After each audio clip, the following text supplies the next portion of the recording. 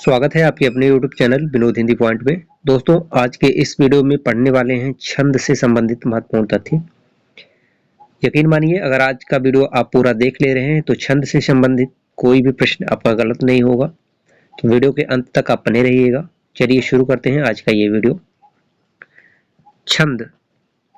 छंद की परिभाषा है जिन रचनाओं में वर्ण, मात्रा, यति, गति, तुक आदि पर बल दिया जाता है वे छंद कहलाते हैं।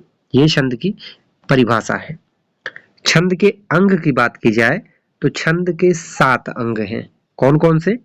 वर्ण, मात्रा, यति, गति, तुक, लघु और गुरु, यण। ये छंद के अंग हैं।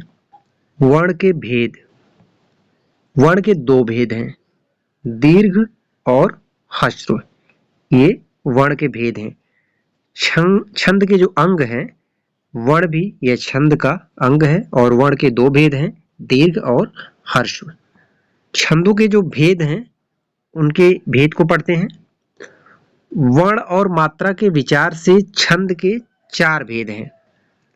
प्रश्न पूछा जा सकता है छंद के कितने भेद हैं? तो छंद के 4 भेद हैं। मात्रिक छंद, पौणिक छंद, उभय छंद और मुक्तक छंद। ये छंद के 4 भेद हैं। ध्यान दीजिएगा, छंद के कितने भेद हैं? तो 4। मात्रिक, वर्णिक, उभय और मुक्तक। मात्रिक छंद में देखते हैं कौन कौन से छंद आते हैं। दोहा, सोरठा, चौपाई, रोला, कुंडलियां, बरवय, हरिगीतिका, उल्लाला, छप्पय। ये मात्रिक छंद में आते हैं। यहां से एक प्रश्न आपका बनेगा, पूछ लेगा दोहा, सोरठा, चौपाई, रोला, कुंडलियां, बरवय, हरिगीतिका, उल्लाला, इनमें से कोई भी छंद पूछ लेगा यह कौन सा छंद है, तो उत्तर हो जाएगा यह मात्रिक छंद है। अब पढ़ते हैं वर्णिक छंद। वर्णिक छंद के अंतर्गत कौन कौन से छंद आते हैं? इंद्र प्रजा। इंद्र प्रजा में 11 वर्ण हैं। उपेंद्र प्रजा, इसमें भी 11 वर्ण है। सवैया, इसमें 22 से 26 वर्ण होते हैं। कवित्त, जिसका दूसरा नाम है मनहरण, इसमें 31 वर्ण है। द्रुत विलंबित 12 वर्ण है। बसंत तिलिका 14 वर्ण है। मालिनी, जिसका दूसरा नाम है मंजू मालिनी, 15 वर्ण है। पंसस्थ 12 वर्ण है। भुजंग प्रयाति, इसमें भी 12 वर्ण है।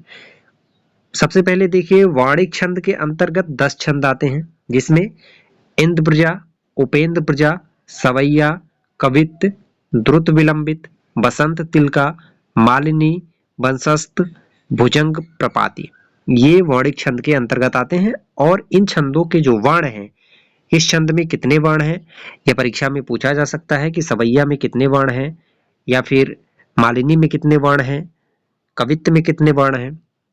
तो इन सभी को आप अच्छे से याद कर लीजिए। अब पढ़ते हैं मात्रिक और वर्णिक छंदों के भेद। सममात्रिक छंद। चौपाई, यह सममात्रिक छंद है। अर्ध सममात्रिक छंद, दोहा, सोरठा, बरवय, ये तीनों अर्ध सममात्रिक छंद हैं। विषम मात्रिक छंद में छप्पय, कुंडलियां, ये विषम मात्रिक छंद हैं। सममात्रिक छंद में चौपाई, अर्ध सममात्रिक छंद में दोहा, सोरठा, बरवय, विषम मात्रिक छंद में छप्पय, कुंडलियां। दोहा। दोहा में 13 और 11 मात्राएं होती हैं, जिसमें 4 चरण होते हैं। कई बार ये प्रश्न परीक्षा में पूछा गया है, दोहा में कितनी मात्राएं होती हैं? तो 13 और 11, इसमें 4 चरण होते हैं। सोरठा में दोहा का उल्टा होता है। दोहा में 13-11 मात्राएं हैं, सोरठा में 11-13 मात्राएं हैं। इसमें भी 4 ही चरण हैं, लेकिन ये दोहा का उल्टा है। दोहा और सोरठा दोनों एक दूसरे के विपरीत हैं। चौपाई में 16 मात्राएं होती हैं, इसमें भी 4 चरण हैं।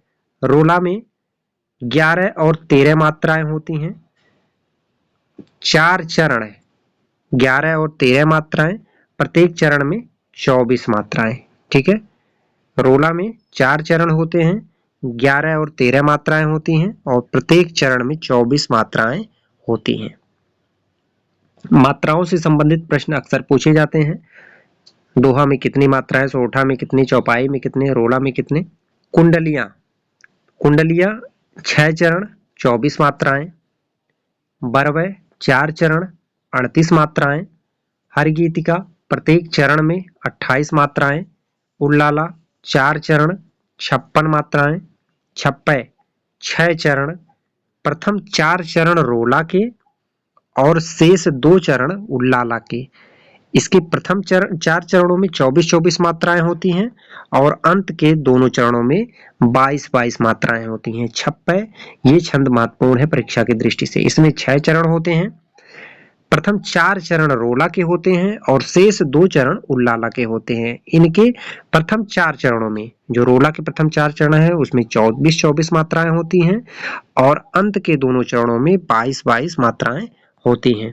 उल्लाला में कितनी मात्राएं हैं? 56, हरिगीतिका में 28, बरवय में 38, कुंडलिया में 24। दोहा में एक बार फिर से देख लीजिए, 13-11 मात्राएं होती हैं। सोरठा दोहा का विपरीत है, 11-13। चौपाई में 16 मात्राएं। रोला 4 चरण में 11 और 13 मात्राएं होती हैं, प्रत्येक चरण में 24 मात्राएं होती हैं।